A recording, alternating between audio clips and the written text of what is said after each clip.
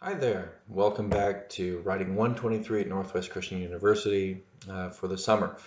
We're going to get right into it. These videos are primarily supplementary to the reading that you're doing and the writing that you're doing in the online forum posting by which we primarily interact. However, I think that these videos are important to kind of fill in the gaps and give you perhaps more of the higher level or more abstract conceptual things to think about in complement to the practical, concrete details that you get in the readings and things like that. Okay, so I want to hit a few things today. What makes a good summary? More interesting than you might think, he said confidently. Second, some techniques and some, I guess, tips for taking good notes while you're doing research or while you're doing the sort of minor research that you're doing right now for this first paper. And then third, critical reading, critical thinking, what that means and why it's important and how to go about it for a course like this, but also for your college career and beyond. Okay, so first of all, summarizing. When you're summarizing something in research, it's so that you can say, here's what, we'll use Jones and Smith again, no beer cans this time, I promise. Here's what Jones says, and here's why I agree, disagree, or some mixture. Okay, so all throughout your research, you're going to have to be doing mini summaries.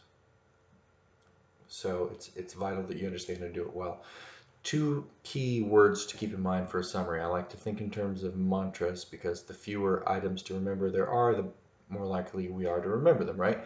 And also it just helps us structure our concepts about things well. So the mantra, or the two words that I always try to keep in mind for summarizing, are fair and accurate. And of course they're related, fair and accurate, but they have different nuances. Let's start with accurate, okay, because it's more linear. Picture a projection, a slide with light, something small like this going to something big, or vice versa, a miniaturization, turning the binoculars the other way around. Keep that picture in your mind. What I'm getting at is the picture's the same, right? The small one and the big one. Well, it's not the same. Technically, every single part of it is different because it's smaller. But what remains the same is the proportion. And that's what I mean primarily by accurate as far as a summary goes. If you have a 5-page article that you're summarizing that makes an argument, and you spend most of your summary talking about one point that it makes, that might not be accurate. That might be a misrepresentation of what's going on in that argument. If you spend the majority of your time on a minor point in the article that you're summarizing, you're not representing that argument accurately. So proportion is key. So for example, if you're writing 5 sentences in summary on an article that's 5 pages long, well, you need to sort of match the structure of the article that you're summarizing. It doesn't mean, well, I've got to summarize in one sentence the first page, another sentence for the second page. Of course, not quite that in a box or lockstep, because that would maybe feel a little stilted and artificial. But you do need to make sure that you're not picking and choosing things for your own sake or for the sake of your own argument that don't accurately represent the article that you're summarizing. Well, we'll maybe come back to that, but let's move straight on to fair. And of course, they're related. Fair, in your summary, when I say we want it to be accurate and fair and accurate. Fair means presenting the argument that you're summarizing in the best possible light. And why would you do that? It's actually pretty uncommon these days, and increasingly so. If you turn on the news and you're going to a station that has a a pretty clear bias one direction or the other, it's very rare that they're going to give a good summary of something that's gone on the other side, or a fair summary of the position of somebody on the other side. Because they or we might think when we're writing an article, well, if I make their point too strong, that undercuts what I'm trying to do, which is disagree with them. You know, if you're arguing against the thing that you're summarizing. Now, is that true? Think about that in your own experience. Let's say that somebody is making a point to you, and they just start off and they don't even give you the time of, or give your position the time of day, so to speak. They just sort of jump right into what they're saying, totally blow over what your point might be and misrepresent it when they say, well, you just want to do this. Well, the real solution is this. Well, of course, you don't want to do this, the sort of caricature that they're making of what your position is. So even from a purely pragmatic point of view, accurately and fairly giving an account of what you're summarizing works much better for your own argument. In fact, it's kind of a secret weapon. To the degree that you are able to give your opponent, or somebody that might disagree with you, your opponent's argument even better than they can, and then go ahead and show reasons that you disagree, that's going to make your argument so much better. Because if you leave out fairly obvious parts of their argument, and if you leave out things that strengthen their argument, anybody that takes any amount of time to consider what you're saying will realize that you're not being very fair, and then actually undercuts what you're doing. Not to mention, and we'll probably go into ethical argumentation further on in the course more as we go on. But for the brief summary now, not to mention that it's just the right thing to do. If somebody that you're arguing against, for example, has a strong argument, then don't lie to yourself and just blow over their argument. Delve into it and say, why is it so strong? And do I really disagree? And why? And if you're still convinced, then it behooves you to very clearly point out what's good about their argument first in your summary, and then go ahead and say, however, it fails to take into account X, Y, and Z, or it assumes this, but it hasn't proven that, or whatever. Okay, the point is, for your summaries, fair and accurate. So you're not, these articles about the Dark Knight that you're reading and responding to, they're not real, for the most part, they're not real controversial type articles that you'll feel really strongly about and need to worry about whether you're going to be, having a sort of emotional opposition to them. However, it's still important that you give a very clear, fair, and accurate summary when you're responding. So if you're giving one paragraph, for example, of maybe half a page printed out or something of summary in your paper of one of the article that you're going to respond to, make sure that you understand the whole of the argument. Don't just what's easy to do is glom onto something in the article that jumps out at you and only respond to that. Well, that's not being fair to the whole argument. Make sure you've heard everything they have to say, right? Okay. Note-taking. I'm going to just do this briefly because we'll talk about this tons more when you have many more sources to deal with. But it's good to get into a habit.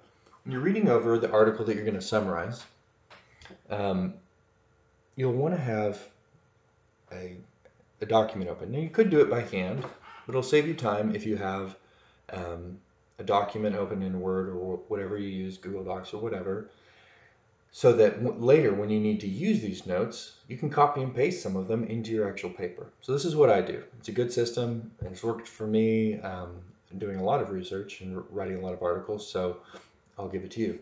I'll have maybe three main documents for every research project or paper that I do. Okay? The first one is purely notes, and it's organized in this way, by source.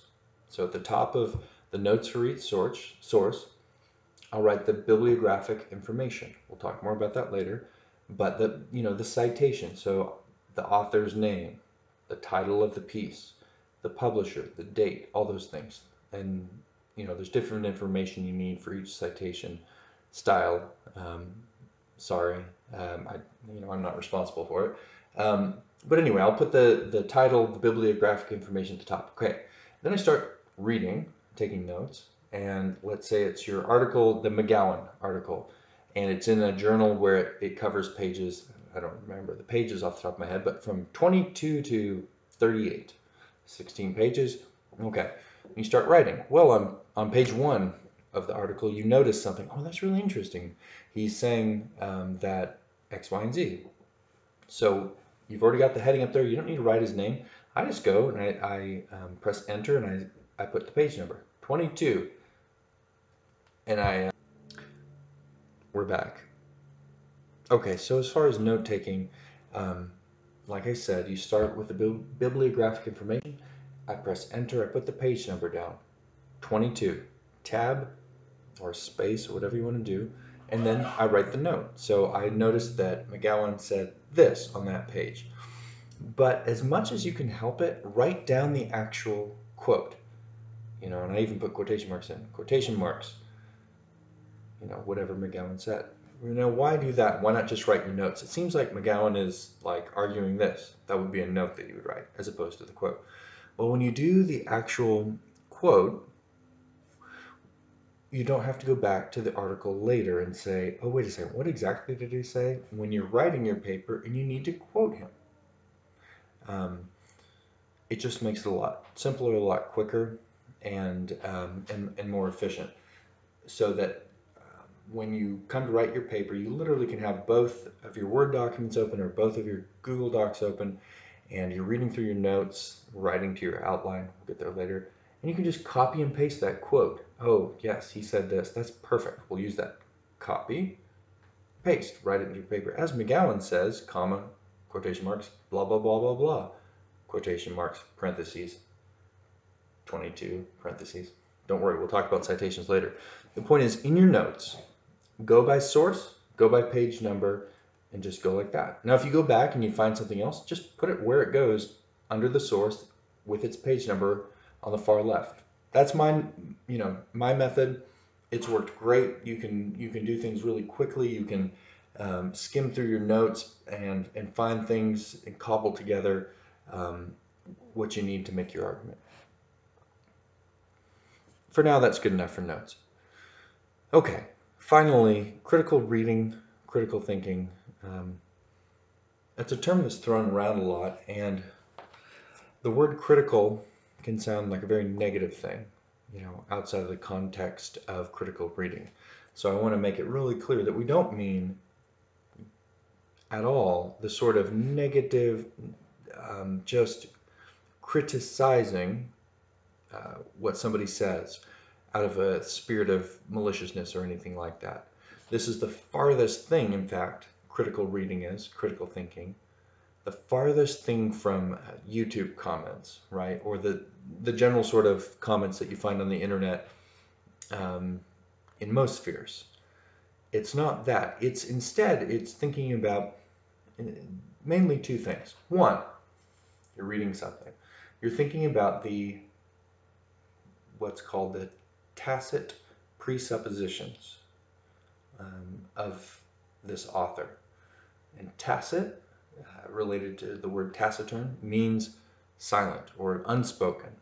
And presuppositions are like assumptions, things that somebody assumes are true in order to make the argument that they're making. So the unspoken assumptions, okay? But the word tacit, or the words tacit presuppositions, gets at it a little more clearly. So you want to be thinking about that. What are they assuming to be true in order to make this argument?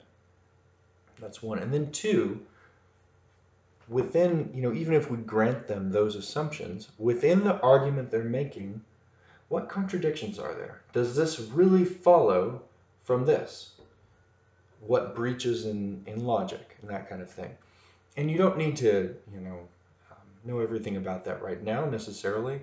The important thing to remember is that you don't just because something's written and published, that doesn't make it somehow sacrosanct or immune from healthy criticism. The difference from the critical spirit or of just criticizing things because you kind of feel like you disagree with them, the difference is that you're reserving judgment and you're trying to balance what's good and what's lacking in an argument. And critical thinking doesn't in any way mean that you're, denigrating the person that wrote or spoke the argument that you're thinking critically about. In fact, it's a way to honor that, to say, oh, you're writing this, and so I want to take it seriously because I take, your efforts seriously.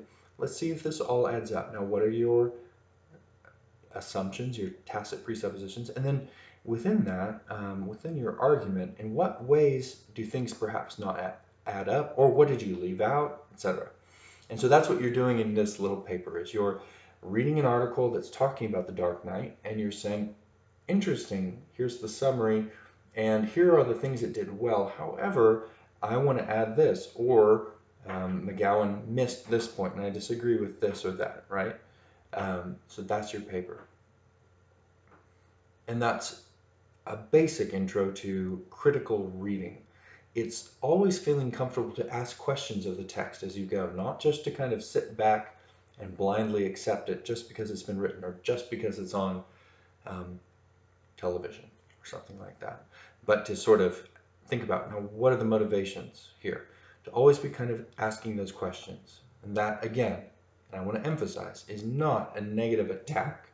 You hear or read something and you want to say, now, why do they think this? That's not negative. That's honoring the good faith that person put into creating that argument in the first place. And speaking of the word argument, and we'll end with this, that's another word, like critical thinking, that could have a lot of baggage. An argument, oh man, those are things we avoid. Those are things we go to counseling to avoid, right? Well, that's not what argument means classically. That's, I guess, what we might call fighting or something like that.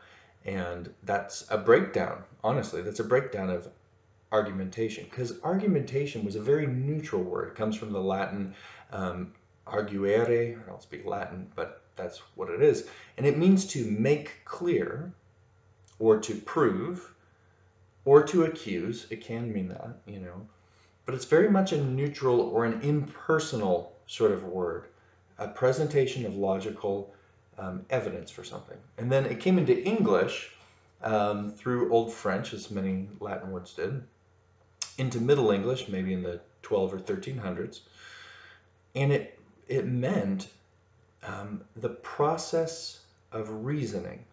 Not a fight. It meant the process of reasoning. We present things, support evidence for and against. It's a process of reasoning, and this is why if you find like an old edition of a book, something like Dante, the Inferno, or something like that, at the beginning of each chapter, there will often be what's really just a summary of what's going to happen in the chapter. And it'll be called the argument of the chapter. Dante descends into the third circle of hell or whatever.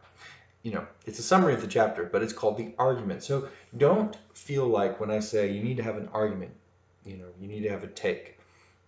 I don't at all mean that you need to change your personality to be more combative.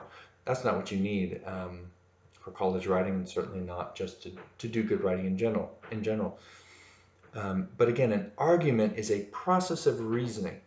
That you don't just say things because you want them to be so, but you say things because you are convinced they're true, and then you provide the logic that led you to that conclusion to your audience. That's creating an argument. And again, I know all of you know these things intuitively, and we're just laying the foundation for what makes good college writing. I've been very pleased with all your responses so far. I'm very thankful for the efforts you're putting in. Don't hesitate to ask any questions this week as we go. And as you move towards writing your first little paper, 3 pages, quick side note, I don't, suppose that most of you will be too daunted by that, all very successful people in your various spheres. However, if you do feel like, oh man, I don't know, writing 3 pages, in a word processor, sounds like a lot maybe for someone. Well, put it single space, because that's 3 pages double space, Put it in single space, type a page, full page, say what you mean. You're basically there. If you type a page and a half, select all double space, boom, there's 3 pages. That's how I used to always do it when I had to write pages or papers for grad school and things. Got a 20, 25 page paper to write. Okay, well, that's only 10, 12 pages. It's a way to psych yourself out a little and or to not psych yourself out a little, to feel comfortable doing it. At any rate, thank you again. Don't hesitate to ask any questions, and we'll talk to you soon. Thanks. Bye.